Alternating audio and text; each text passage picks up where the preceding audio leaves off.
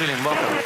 It's been reported that WikiLeaks has released more classified documents than the rest of the world's media combined. Can that possibly be true? Yeah, can it possibly be true? It's a worry, isn't it? That the rest of the world's media is doing such a bad job that a little group of activists is able to release more of that type of information than the rest of the world press combined. Picking up the wounded. Yeah, returning information, engage. Light them all up. Come on, fire. Good evening. They're the secret files from the Iraq Die internetplattform WikiLeaks fast. Det är webbplatsen WikiLeaks som publicerat omkring 400 000 sidor hemligstämplade amerikanska dokument. WikiLeaks have made public the most extensive classified military and diplomatic material ever. What they've released is challenging and provoking governments with skeletons in their cupboards all over the world. We should condemn the disclosure of any classified information by individuals and organizations. The people who are in power will not give that power away freely. That is just unfortunately a fact of nature. The Defense Department demands that WikiLeaks return immediately all versions of documents obtained directly or indirectly from the Department of Defense databases or records. It's only now that the true story behind the development of this closed organization is coming to light. But while the world's discussing whether Assange is a rapist or a saint, WikiLeaks continue to pursue their own political agenda. Every release that we do of material has a second message, and that is we set examples. If you engage in immoral, in unjust behavior, it will be found out, it will be revealed, and you will suffer the consequences. What we have here is a new breed of rebel, IT guerrillas without a national base. Student digs, coffee bars and server rooms, these are their command and control centers spread all over the world, and the battle's already started. There's a general in charge of 120 Defense Intelligence Agency personnel targeting this institution and its products.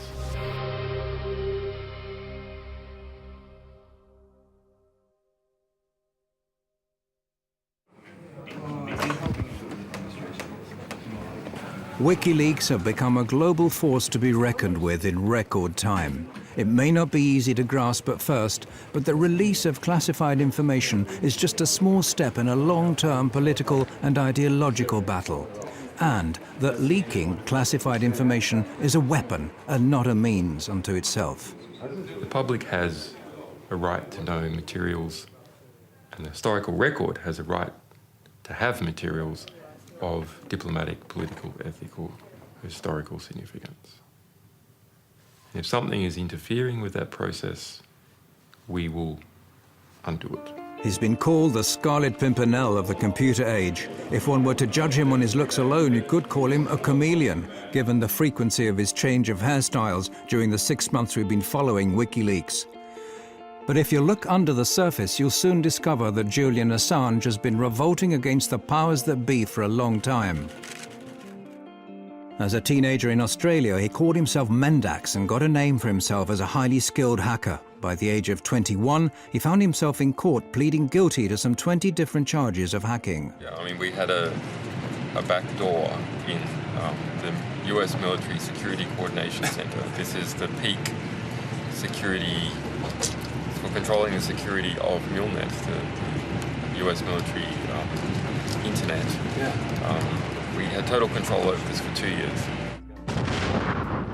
The US space agency NASA is one of the victims of the Melbourne computer hacking syndicate. American investigators, including the FBI, contacted Australian authorities with their suspicions. The court was told the men even tampered with the police investigation into hacking at the ANU. The judge, seeing Assange as just an inquisitive young man, fined him a symbolic sum and released him.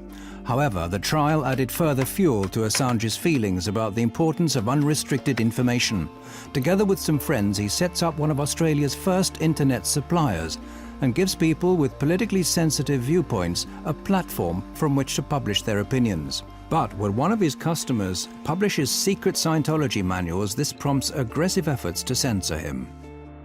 Helen Coburn, one of the lawyers for Scientology in California, I mean, sent many letters trying to attack us, and they ended up hiring a private investigator to try and track me down, who did manage to get hold of my silent telephone line and call me up, and just as a sort of threatening maneuver. I ended up tracking down how they did that. Those efforts to censor the site strengthen his conviction that something has to be done against those withholding important information from the public at large. What the problem was, there needed to be more actions that created positive reform effect. More actions that were just and corrective to injustice. Assange sees disclosures as a preventative instrument. It warns those involved in morally questionable or criminal acts that they'll be found out and will have to face consequences. I understood the significance of disclosures for quite some time. I mean, I registered leaks.org in 1999. In 2006, Assange and a group of like-minded people start building up a special internet service, wikileaks.org, exclusively for people wishing to blow the whistle on abuse of power. His fellow conspirators comprised of hackers and mathematicians. They're located around the world and communicate via a restricted mailing list. From this platform, they start defining their thoughts of building up a worldwide movement to mass publicize classified information. They affirm that this is the most cost-effective political weapon and that they intend to place a new star on the political firmament of man. Any reform that is large-scale must be based upon information, because what else can spread other than viruses? Only information can spread and achieve large-scale reform. Inspired by Wikipedia, WikiLeaks distribute the leaked information to anonymous volunteers to check its authenticity and eliminate any traces of the sender's identity. It turns out that the majority of the general public has neither the time, interest or resources to analyze WikiLeaks material, but there are professionals to turn to. In 2006, we hoped that the general public would write analysis articles collaboratively. And not at all true. WikiLeaks come to the conclusion that media are the only channels that have the resources and motivation required to create a real impact. In 2007, WikiLeaks, in association with the British daily newspaper The Guardian, published evidence of former President Daniel Arap Moi having embezzled massive sums from Kenyan state funds. Shortly after that, they release a report about the Kenyan police's use of death patrols. This disclosure causes a great stir, but as an organization, WikiLeaks continue to remain unknown to the general public. However, the word spreads among activists far and wide on the net, eventually reaching the German Chaos Computer Club, the biggest and oldest club for hackers in the world. Well, I heard about it in late 2007 from a couple of friends. I started reading a bit more, but I started to understand the value of such a project to society. The politically engaged Chaos Computer Club has been fighting a long-term battle for free access to information. One of its members, Daniel Domscheit-Berry, is quick to recognize the common ground between his view of society and that of WikiLeaks. He quits his job as a computer consultant so as to devote all of his time to the new organization. The question is the attitude. What attitude do you have to society? Do you look at what there is and you accept that as God-given? Or do you see society as something where you identify a problem and then you find a creative solution for that problem? So it is a matter of, are you a spectator or are you actively participating in society? The Computer Club has put the skills of some of the sharpest hacking talents in the world at WikiLeaks' disposal. What's needed now is a physical haven. Hackers linked to the Swedish file-sharing site Pirate Bay have what they need: considerable technical skills in a place where freedom of speech is unusually free. A lot of the countries in today's world do not have really strong laws for the media anymore. But a few countries, like for instance Belgium, also the United States with the First Amendment, and especially, for example, Sweden, have very strong laws protecting the media and the work of investigative or general journalists. So from our perspective, this is something. If there are any Swedes here, you have to make sure that your country is really one of the strongholds of freedom of information.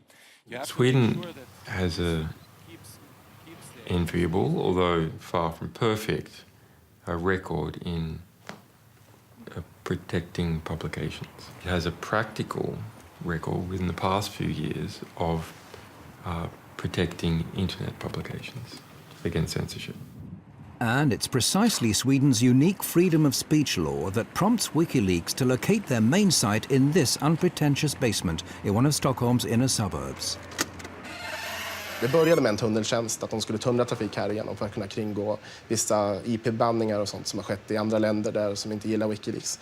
Men senare så valde de att ställa även en maskin här där de publicerar materialet ifrån. PRQ offer their customers total secrecy. Their systems prevent anyone from eavesdropping either WikiLeaks chat pages or finding out who sent what to who.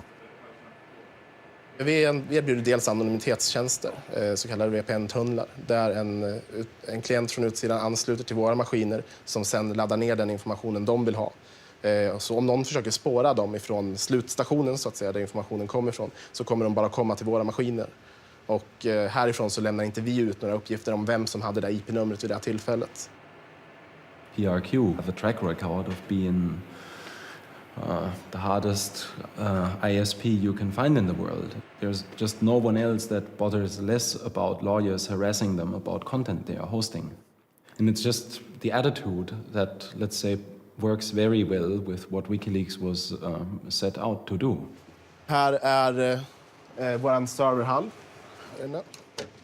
One reason why WikiLeaks need PRQ is that their operations are protected by Sweden's strict freedom of expression laws. Laws which PRQ exploit to the full. Vi accepterar allting som faller under, som är lagligt enligt svensk lag.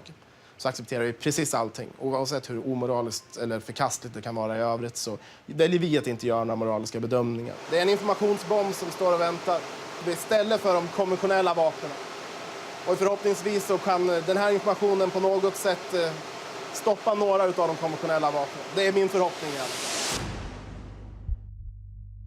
And we aren't talking about any old information. It's from these servers at PRQ that WikiLeaks has, for example, made public a manual from the United States Guantanamo Bay Detention Center. A military manual leaked on the internet is revealing details of the way terrorist suspects are being treated at the U.S. naval base at Guantanamo Bay in Cuba. It tells of the use of solitary confinement and humiliation to break down the detainees mentally. Human rights groups have for years been asking the US administration for access to this manual. If you censor important material of this type, we're not just going to criticize you. We're going to take the material that you tried to censor and we're going to spray it all over the world. And we're going to stick it in our archives in a way that's never going to disappear and encourage everyone to get copies of it.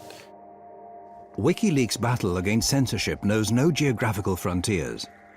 The next step is to publish an internal report commissioned by the multinational trading company Trafigura, who are alleged to have dumped toxic waste in the Ivory Coast that caused tens of thousands of people to seek medical care. The Guardian newspaper was going to produce a big story on this, and as a result, they were gagged. The company obtained a secret order in court to gag all the press in the UK from reporting anything related to the content of that report and the fact that they had been gagged. In the US, hackers discover that the Republican presidential candidate Sarah Palin is apparently bypassing US transparency laws by using a private email account to conduct government business. WikiLeaks publishes her messages.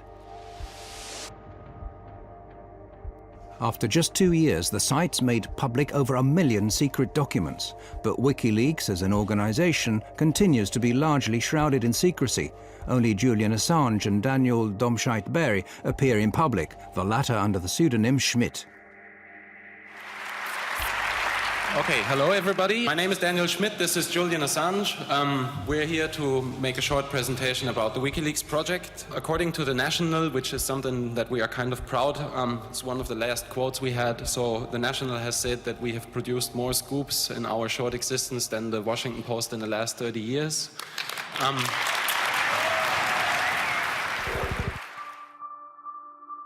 Their publication activities soon lead to counterattacks.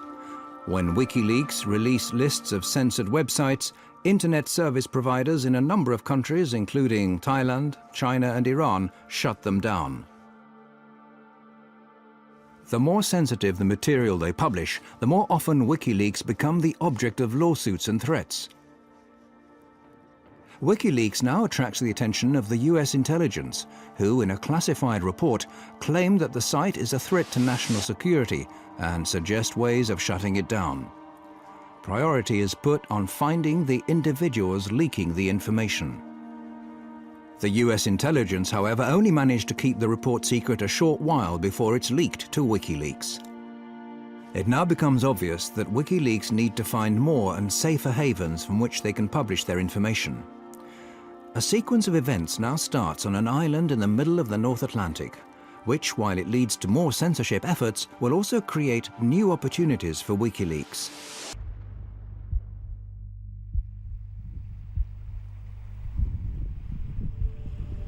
October came, October 2008, and the Icelandic banking system imploded. It lost 17/18 of its mass over the course of about a week or two. It was essentially one bank per week went bankrupt. WikiLeaks obtained material that show how Iceland's catastrophic bank collapses were partly due to cronyism or favoritism, carelessness and secretiveness. When this highly detailed document is put out on the net, the bank launches a counterattack. Well, the first time I heard of WikiLeaks was in the beginning of August 2009. I was working as a reporter for the state television when I got a tip that this website had an important document just posted online. The document was the high-exposure loan book for the failed Kaupthing Bank. It was essentially all of the regulators had been derelict in their duties. All of the bankers had been lying about the actual state of affairs. The bank's management react in panic to the revelations and in a desperate move forced the Icelandic judiciary to resort to extreme measures. I was the first one actually to break that story. But the bank reacted in a manner that was quite interesting.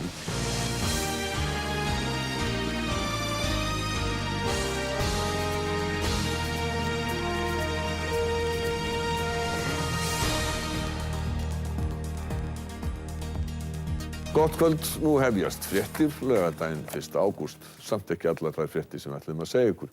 They got a gag order on the state television, actually the first and only one in the history of the Icelandic state television news department. Allir geta nálgast þau á vefsíðunni wikileaks.org, wikileaks.org. The leak lays bare the disastrous effects of the cronyism inherent in Iceland. We had failed as a country because we had not been sharing the information that we needed. We were in the middle of an information famine. That sort of eventually led to this just, let's get the WikiLeaks people here, and then when they were here, we just went, okay, is there anything you want us to do? And obviously there was. Welcome to this program. Thank you. Yes, you mentioned to me the dream that we in Iceland we should become a vanguard of publishing freedom. Yes. Absolutely. So we see. And they were presenting this idea, which they called Switzerland of Bytes, which was basically to take the tax haven model and transform it into the transparency haven model. Why doesn't Iceland become the centre for publishing in the world? Because it's going to be global. Julian and I, we were just throwing that idea out, just declaring on national television that we thought this would be the next business model for Iceland. So that felt pretty weird. Then realizing the next day that everyone wanted to talk about it. Iceland has seen some of the problems that happen when society becomes too secret. WikiLeaks gave us the nudge that we needed. We had this idea, but we didn't know what to do with it. And they came and told us, and that is an incredibly valuable thing. WikiLeaks now team up with Icelandic activists and parliamentarians and together draw up a proposal that would transform Iceland into a haven for journalism.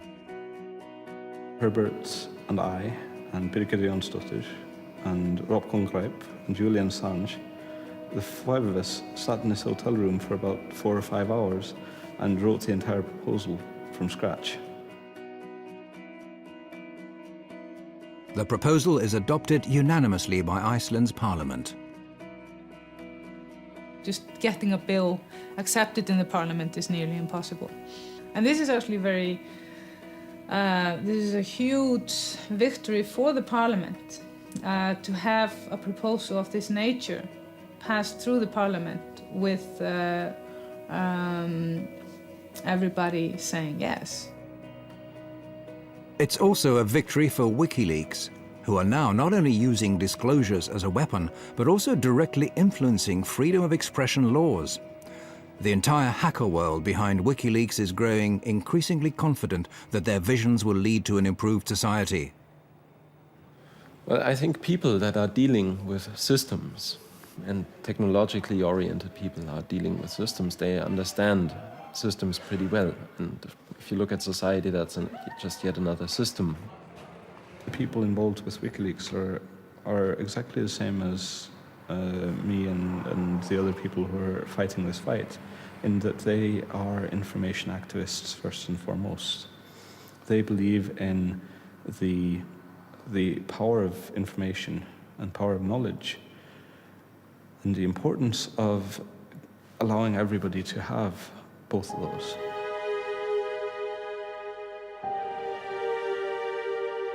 Perhaps it's similar convictions that prompt a young former American hacker to make one of the most crucial decisions of his life. Bradley Manning, serving as an intelligence analyst with the US Army in Iraq early 2010, has, just like millions of other Americans in the military or civil service, access to a massive database of classified information. He discovers indications of crime and corruption and tells another hacker, Adrian Lamo, about it.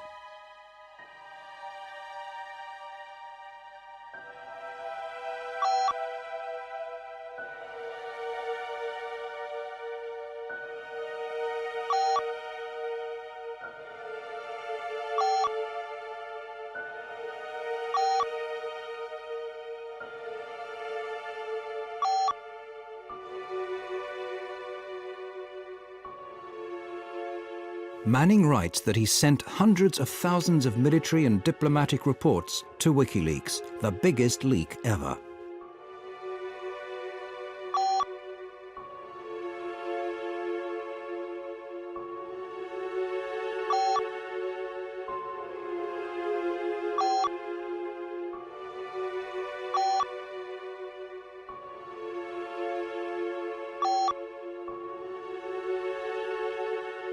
Manning puts his faith in WikiLeaks. However, Lamo reports their chat to the military. Manning now risks a 52-year jail sentence. Many of the facts are still unclear. One thing is certain. At this point in time, WikiLeaks receive documents with the same material that Manning is charged of having leaked. We make a commitment to our sources that we will represent their material to the public to the best of our ability and achieve maximum political impact for the risks that they take. WikiLeaks are in possession of explosive material, too big in fact for them to handle alone. Assange decides to stake all of his resources in one move. The were sitting at a cafe in Reykjavik, and he basically just flipped over his laptop and told me, well, you gotta see something very interesting.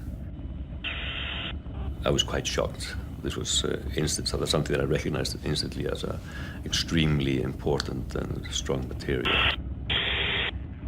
This is what the crew of an American attack helicopter see while out on patrol in Baghdad.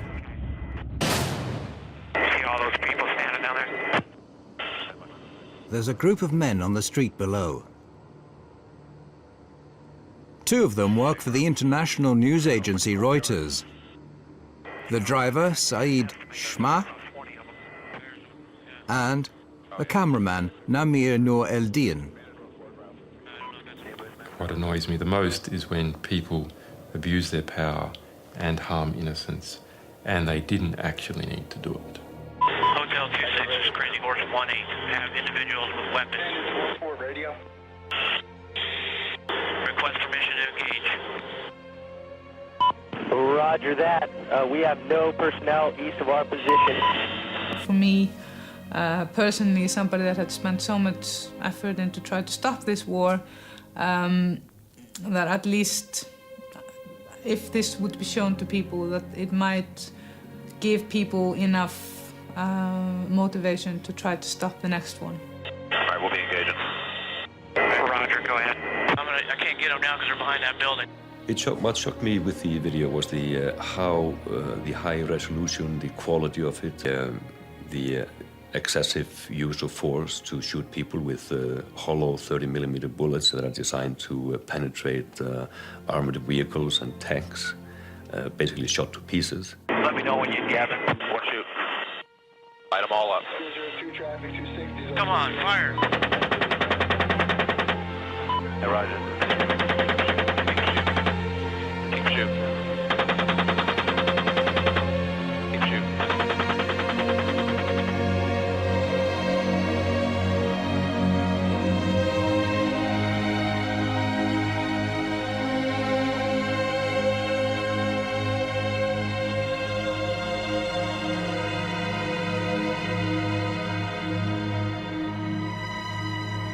Different people argue that it was right for the United States to be in Iraq, or wrong to be in Iraq, but nonetheless, in this incident,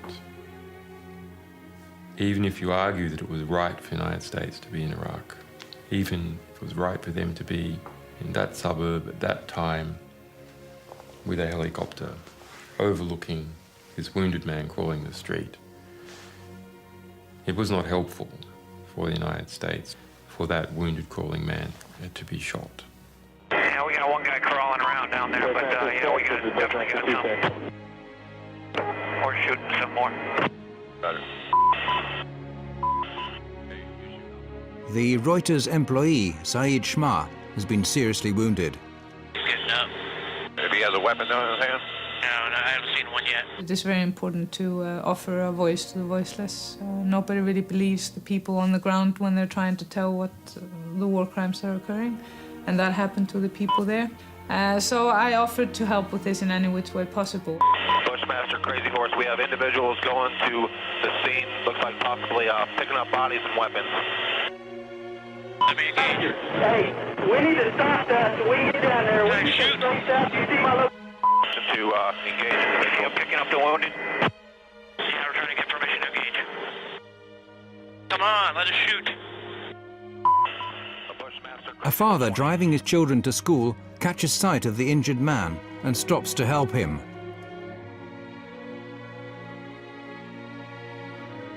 It's Bushmaster 7, go ahead. Roger, we have a black SUV or bongo truck picking up the bodies. Request permission to engage. Bushmaster 7, Roger. This is Bushmaster 7, Roger, engage. 1-8, engage. Clear. Come on. Clear. Clear. We're engaged. Why do it? Well, there's two reasons. One, because it's fun to kill people. If you've been in that environment, removed from all the effects of killing people for a long time. It's a video game, you want to get a high score. The other is they brag after a kill streak about how many people they killed. They go back to base and go, hey, killed 13 today. Oh yeah, look at that, right through the windshield. Alright, there was 4 to 5 individuals in that truck, so I'm counting about 12 to 15. Oh yeah, look at those dead bastards. Nice. 2-6, Crazy Horse 1-8. When the ground troops arrive, they see that there are children in the car. Oh, it's their fault for bringing their kids to a battle. That's right. After viewing the video hundreds of times, it became almost an obsession to get the identity of the people there. We knew the identity of Namir Nureldin and Said Sma, the Reuters employees. But for me, it was important to establish the identity of the other people there, especially the children in the minivan. We decided that it was worthwhile to go there and interview them. It turns out that the children survived the attack. Herr Affensen flies to Baghdad in search of more facts.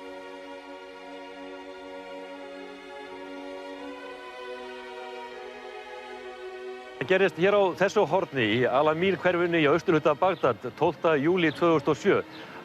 He traces the whereabouts of the children and shows the helicopter film to the victim's family. يعني يشيل أطفال بالسيارة يعني مسلح هذا ويشيل عائلة يعني ينزل يشوفه يفتح الباب غير هو كاميرات عنده وطيار وهاي غير يشوف يعني مشاعره.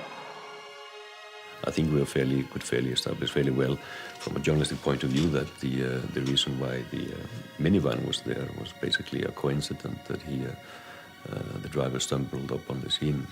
He was driving his kids to a tutorial. يعني الزوج ما سوى شيء غلط، نقض جريح بأنه هو يساعده، بس كانوا أطفاله وياه بالسيارة. يعني شنو مشاعره؟ شو أقوله؟ شنو ذنبه هو من ضربوه وجهاله وياه بالسيارة؟ يعني ما لهم كل ذنب. On the 5th of April 2010, WikiLeaks publishes the Collateral Murder film. The impact is no less than extraordinary. Disturbing footage apparently showing civilians being killed by the US military in Iraq. It was leaked from within the defense community to a website. Ja, det var på sajten WikiLeaks som den här kontroversiella videon lades ut. WikiLeaks har kallats en maktfaktor i det nya medielandskapet. Och vissa menar att det här är... By putting all their resources into the helicopter video, WikiLeaks have managed to attract the attention of some of the biggest players in the news business. This is precisely what Assange needs to help him handle the rest of the leaked US material. I had been looking at this release and studying it and understanding how to come up with a way to deal with such a tremendously large volume of material that would actually not simply drown any one organization. Assange proceeds to contact the New York Times, The Guardian and Der Spiegel. He manages to persuade the chief editors of these globally respected papers to publish his material in a coordinated fashion, with Assange pulling the strings. What is new is us enforcing cooperation between competitive organizations that would otherwise be rivals to do the best by the story, as opposed to simply just doing the best by their own organization. In late July 2010, the Afghanistan reports are published at the same time and day. En av militärhistoriens största informationsläckor väcker starka reaktioner. Well, one of the biggest leaks in US military history has exposed several cover-ups over the war in Afghanistan. The real story of this material is that it's war. It's one damn thing after another. The publication of the material is met with praise as well as strong criticism. The Defense Department demands that WikiLeaks return immediately to the U.S. government all versions of documents obtained directly or indirectly from the Department of Defense databases or records. For the first time, WikiLeaks are now facing criticism that they find hard to respond to. The material includes the names of civilian Afghanis, putting them at risk of being targeted by the Taliban. The battlefield consequences of the release of these documents are potentially severe and dangerous. Mr. Assange can say whatever he likes about the greater good he thinks he and his source are doing, but the truth is they might already have on their hands the blood of some young soldier or that of an Afghan family. Releasing classified material can be very risky, but Assange says that the end justifies the means.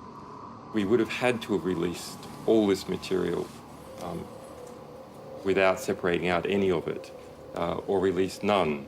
The value, the extraordinary value of this historic record to the progress of that war and its potential to save lives outweighs the danger to innocence. WikiLeaks now takes steps to avoid making the same mistake again. Their next publication, 400,000 military reports from the Iraq War, are painstakingly edited and names removed. They also start reinforcing their network of experienced journalists. Hey. Okay, so two spicy venti beans. How are you? Ian Overton is editor of the independent London-based Bureau of Investigative Journalism, who are now going to analyse the material and produce their own documentaries. It was a frantic rush of getting the best people we could on board, and we drew up a team of 25 people over a weekend, and my phone went red hot calling people. It was Saturday night in the middle of August, and about sort of 5 or 6 of us at the Bureau met with Julian. About an hour later, I ended up sort of leaving the place with a USB stick full of 400,000 classified military documents.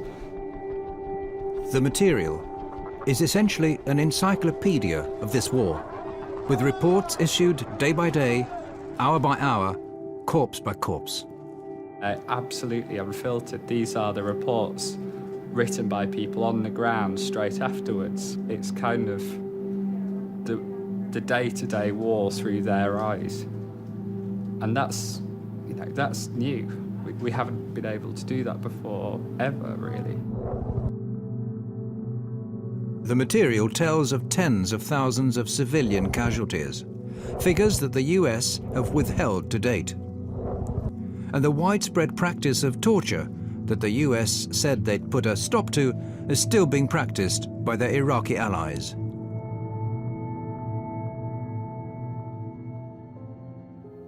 I think there are stories that cause you, to be filled with grief.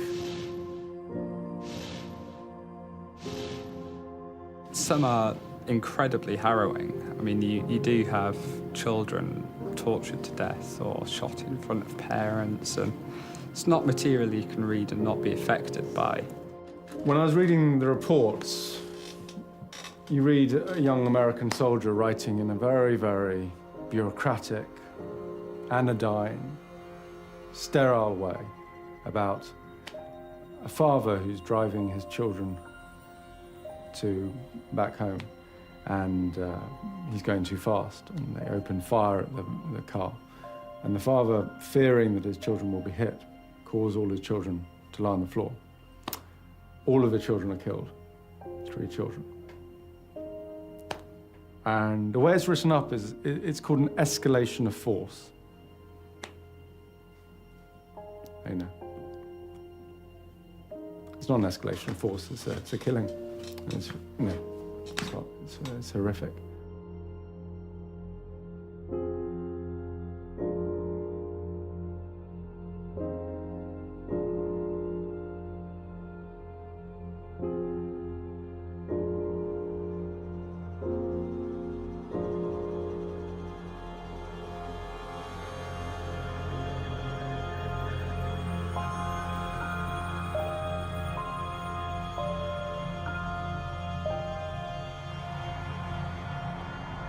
This is anything truly new in war. War is hell. Awful things happen. And what these logs tell us is that war is hell. They don't hide from the truth. They're not spun by a military spin doctor talking in an air-conditioned conference room in the green zone. This is visceral, unequivocal death written in raw detail. 109,000 lives lost over the course of these reports. We're all doing what we can in something so huge that people can and hopefully will study this data for years. This is worth telling, this is worth getting out there. The lack of respect for human life runs like a common thread through the material.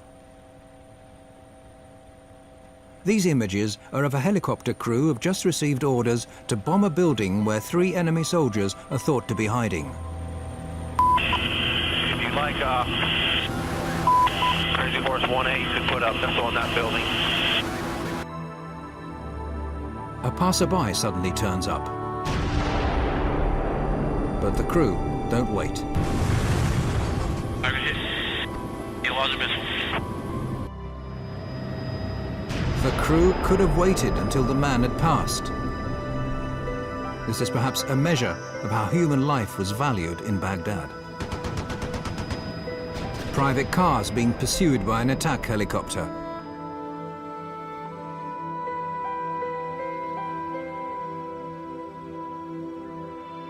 The driver gets out of the car and holds his arms up in a gesture of surrender.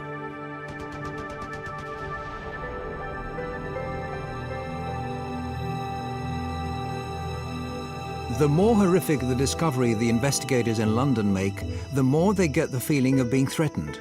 It gradually becomes obvious that someone's watching their office. I do know that I'm being listened into and monitored by forces, I don't know. I've received strange text messages from anonymous sources. I've received death threats. They're not very nice, clearly. And particularly the one that talked about my children. I just think that was a bit unnecessary. There's op-eds in the Washington Post saying that our personnel should be kidnapped from Europe. Our sources, one alleged source, executed. Similar statements by right-wing members of the US Congress. In Washington, the influential public figure Christian Whiten is agitating for the indictment of WikiLeaks members, saying they should be treated as terrorists.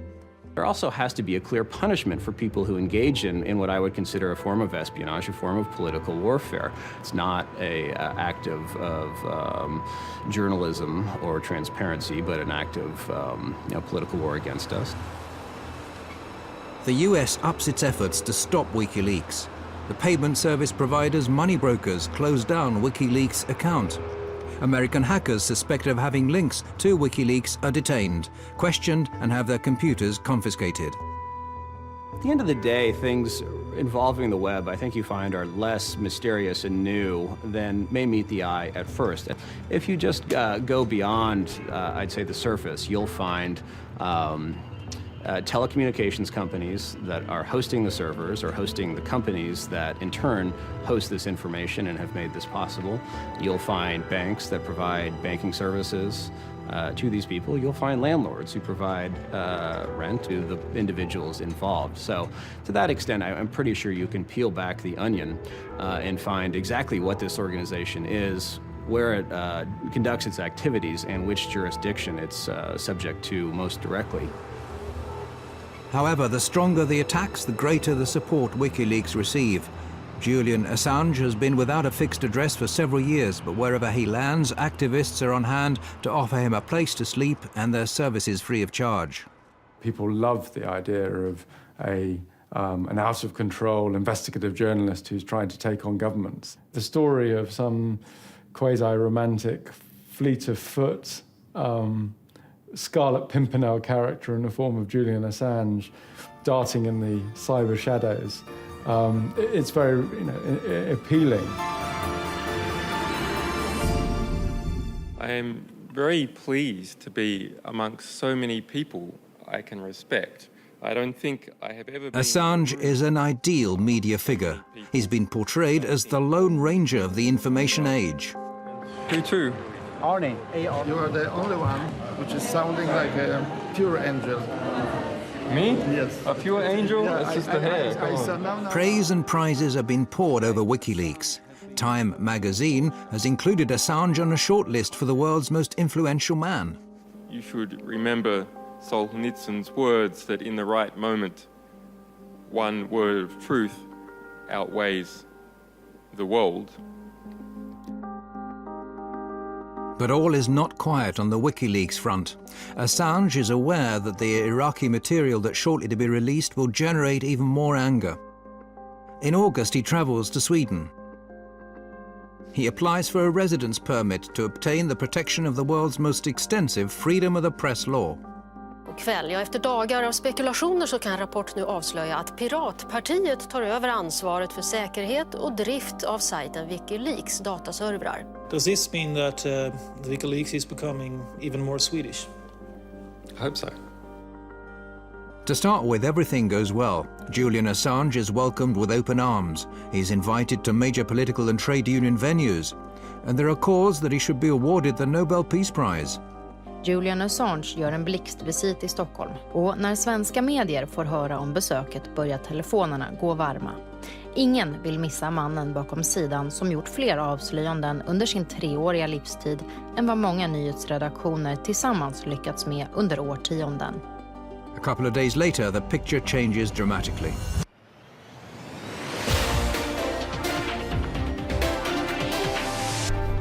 Åklagare har nu beslutat att inleda en förundersökning mot WikiLeaks-grundaren Julian Assange. WikiLeaks grundare Julian Assange förhördes igår kväll. Swedish authorities have issued an arrest warrant for WikiLeaks founder Julian Assange. He's accused of rape and molestation. On the 20th of August, Assange is accused of rape. The alleged crime is immediately leaked to the world press. Behind the accusation are 2 women who had casual relationships with Assange.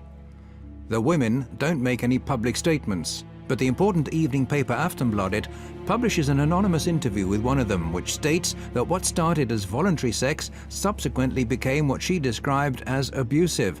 But she's not afraid of him, and he's not violent. All right, Julian Assange, the WikiLeaks founder and the target of the rape allegations, joins me now on the line. Thank you so much for speaking to us, Mr. Assange. What do you think about this? Clearly it is a smear campaign of some kind. Well, I came to Sweden as a refugee publisher involved with a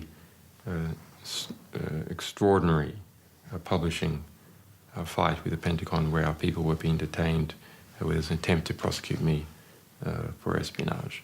So I'm unhappy and disappointed with how the Swedish justice system has been abused.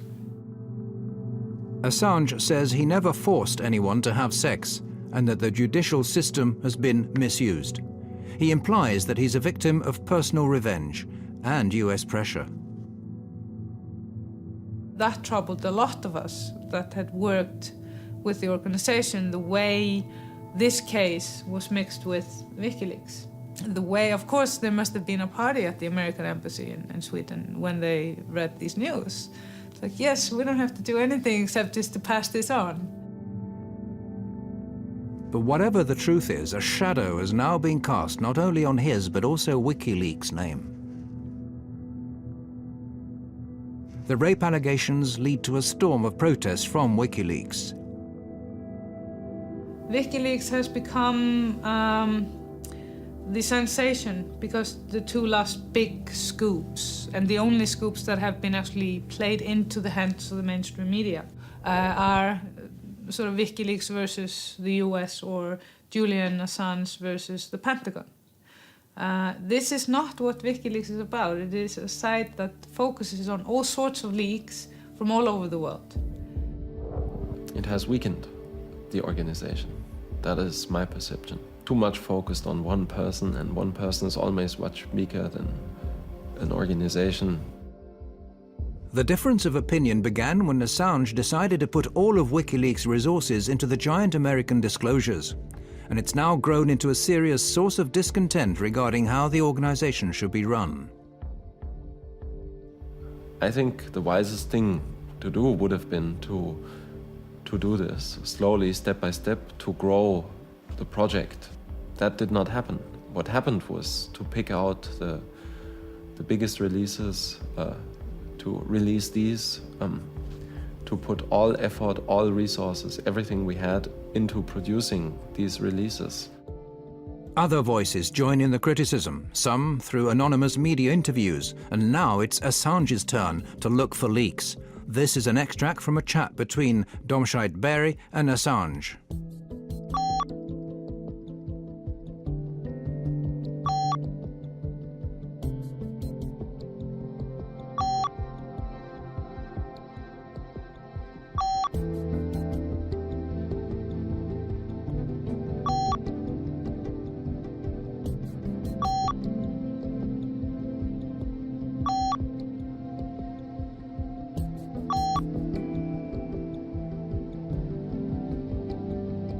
If you preach transparency to everyone else, you have to be transparent yourself. You have to fulfill the same standards that you expect from others. And I think that's where we've not been heading into the same direction philosophically anymore. The argument ends with Daniel and several others quitting WikiLeaks. Eventually this ended with me arguing with Julian about basically his dictatorial behavior, which ended in Julian saying to me that if I had a problem with him, I could just piss off, I quote. Those who quit the organization build up their own site on the quiet, OpenLeaks, to be run without an authoritarian editor and serve purely as an online distribution service, helping people deliver material anonymously to the media.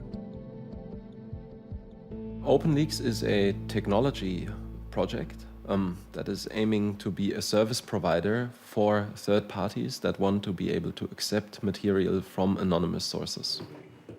Well, I'm inclined not to talk too much about the few people that have decided that their interests are not with the WikiLeaks anymore. But what I hear is that some of the people are contemplating to open up their own website with the same ideal as WikiLeaks, and I think that's an excellent idea, and I wish them well. I think it's the more the better. WikiLeaks continues to pursue its set strategy, which leads to massive media reaction when the next part of the material is published. I can't think of any case where a satellite news channel, the BBC Radio World Service, terrestrial channels and broadcasters and the internet are all going to go at the same time on a story. This disclosure is about the truth. They're the secret files from the Iraq war. Internetplattform WikiLeaks. Det är webbplatsen WikiLeaks som publicerat omkring 400 000 sidor hemligstämplade amerikanska dokument. So let me just say, with regards to the allegations of not intervening when coming across detainee abuse, not true. The Iraq leak hits the headlines around the world. Thanks to Assange's strategy, the leak has a huge impact and greatly boosts WikiLeaks' resources. Now 40 volunteers are brought in to work more or less full-time for the organization, with another 800 people available for specific tasks. WikiLeaks are well into planning the release of future disclosures. But first, there's still the final part of the US material to be released. For this latest release, we have chosen a different methodology. We have tried to pull it out over time, rather than having it all go out in one hit. This time, however, the new material contains disclosures the consequences of which are far harder to assess than previous releases. Nu är de ute, de första av tusentals handlingar med hemlig amerikansk diplomatpost. The United States strongly condemns the illegal disclosure of classified information. In a storm of criticism, WikiLeaks are accused of threatening world peace. Are they and their media partners sufficiently competent to gauge the consequences of releasing hundreds of thousands of diplomatic dispatches, covering everything from nuclear reactors in Iran to Saudi Arabian domestic policy? Or is it again a matter of the end justifying the means? For Christian Whiten, things are much simpler than that. I think Mr. Assange is actually waging political warfare, too. He's not using weapons, but he's not using purely soft things either, like words. He's using information, wielding information against us, if you will. That, to me, is what political warfare is. By and large, WikiLeaks is a force for good. I think you can't just be absolute on this. WikiLeaks is very, very powerful, and I think one has to be cautious of anything that's very, very powerful in life.